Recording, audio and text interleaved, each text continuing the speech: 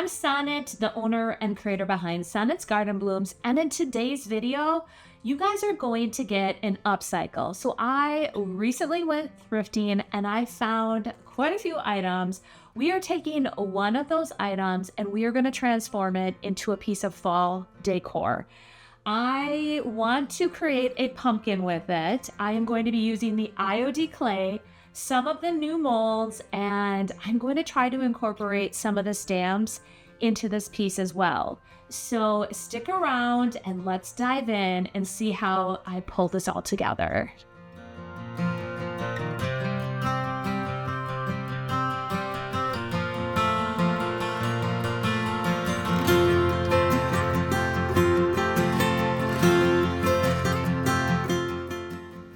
Anytime I'm out thrifting and I see a Bundt pan, I grab it. And this one screamed pumpkin. I went into my stash, I grabbed a spindle and an old ball jar lid to hold it in place. I positioned the ball jar lid on the bottom. I used a screw and I screwed it into the bottom of the spindle.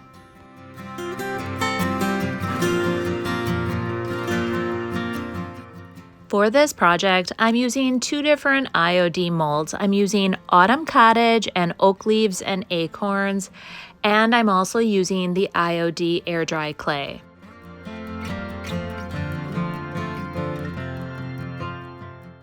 I have used a variety of different types of clay, and I always go back to IODs. It is an amazing clay to work with, plus the micro rim edge on all the molds makes it so easy just by taking your thumb and smoothing out that mold. I also recommend dusting your mold with just a little bit of cornstarch. That and having gravity help release that mold, they pop out so easy. Look at all that beautiful detail. That is another reason I love using IOD molds, the amazing detail. I casted 4 of the leaf molds from Autumn Cottage, and now I'm going in to Oak Leaves and Acorns, and I'm going to use every single one from this mold. First off, I used a little bit of aluminum foil around that spindle to fill up that space. I like the color, but I want it to be more of a beautiful rich orange, and I wanted to add a bit of texture. So I'm adding some texture in the paint itself, and then I'm going to stir it up really good, and we're going to start applying it.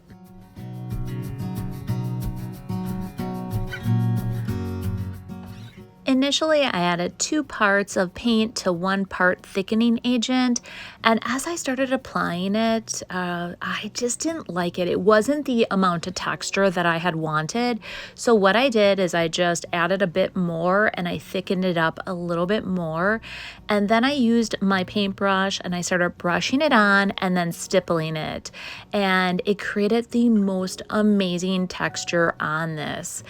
Exactly what I wanted. I didn't want that smooth surface because I definitely want to add a bit of dark wax and really bring out all that beautiful detail.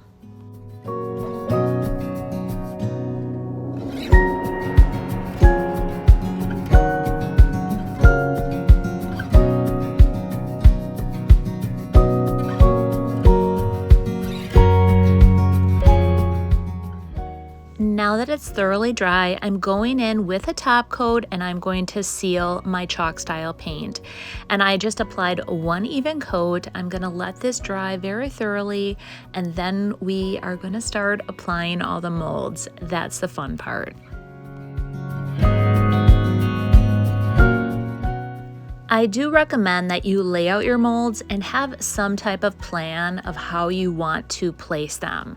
So that's exactly what I did. I laid them all out and I started with my main molds on the bottom, and then I started layering the molds on top. In the end, I did have to cast a few more of the oak leaves from Oak Leaves and Acorns. I just wanted to add a little bit more height right around that spindle.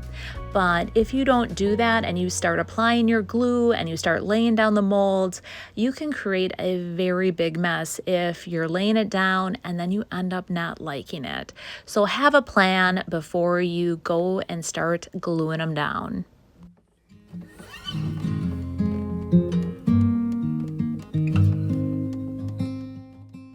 When you're applying your glue to the mold, what I do recommend is start from the center and then feather the glue to the edges. You don't want to have a lot of glue ooze out when you apply your mold. Cleanup is a lot harder than applying to the center and then feathering to the edges.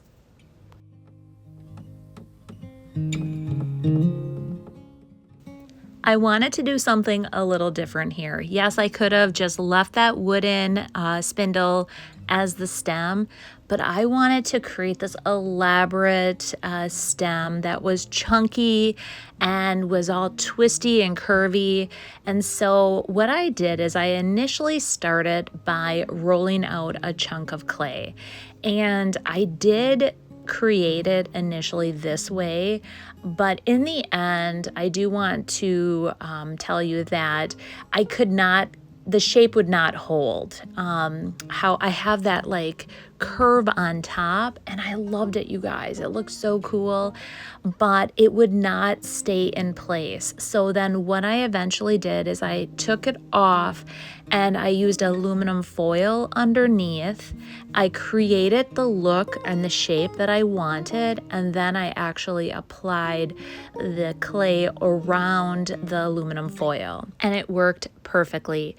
I then went in with a knife and I added all kinds of detail like a stem would have.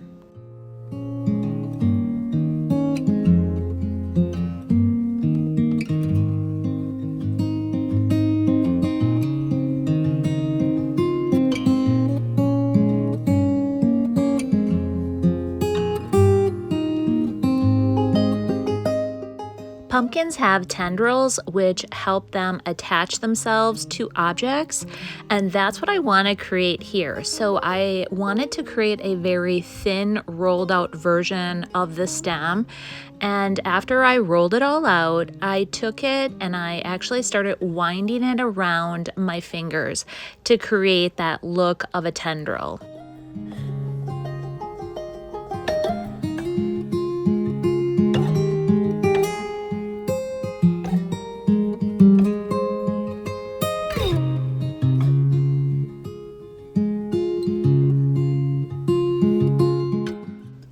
I let this dry overnight and I came back and it was completely rock hard.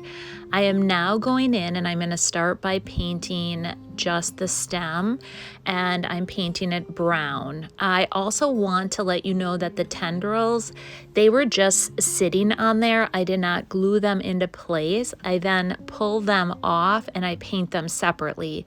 And you can do that as well if you're adding pieces like that. After it's all painted, then you can go back in and glue those in place.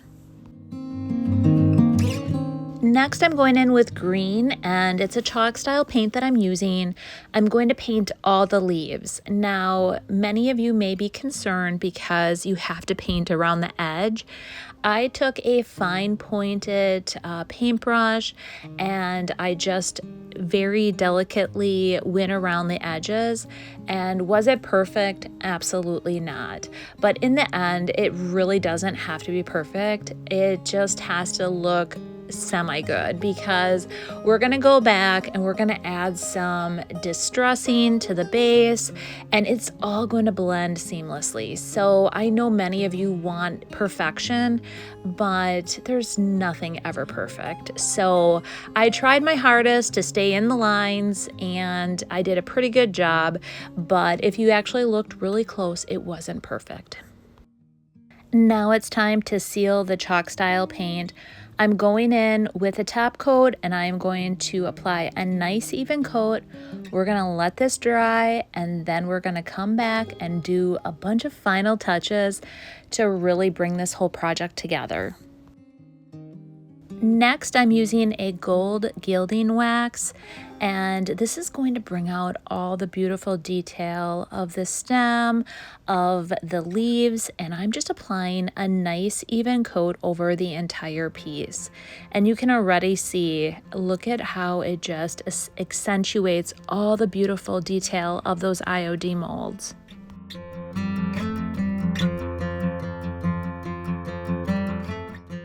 Next, I'm going in with a soft cloth and I am removing excess wax.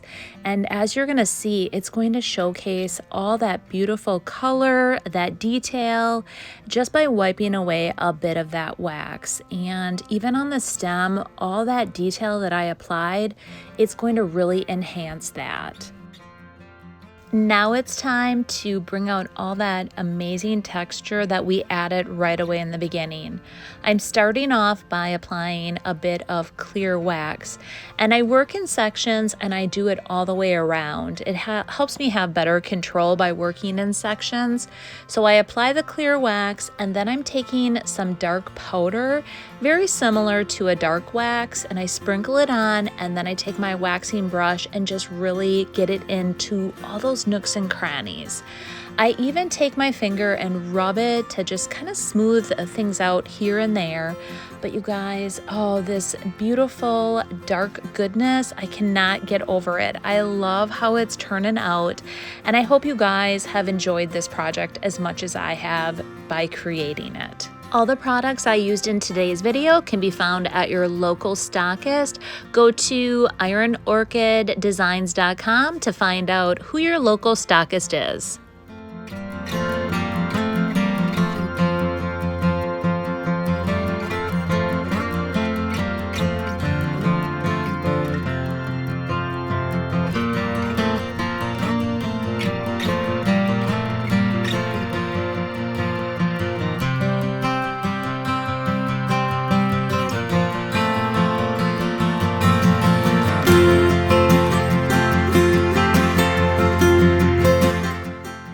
Thank you all for joining me today, and I hope that I've inspired you to go out and rescue and upcycle an item. In today's video though, I did use Autumn Cottage and Oak Leaf and Acorns, both IOD molds. I also used the IOD Air Dry Clay. You guys, it is definitely my favorite. You can pick up any of those items from your local stockist, and you can go over to the IOD website at ironorchiddesigns.com and find out who that is. I am looking forward to seeing you guys all in the next video, and we'll see you soon. Bye.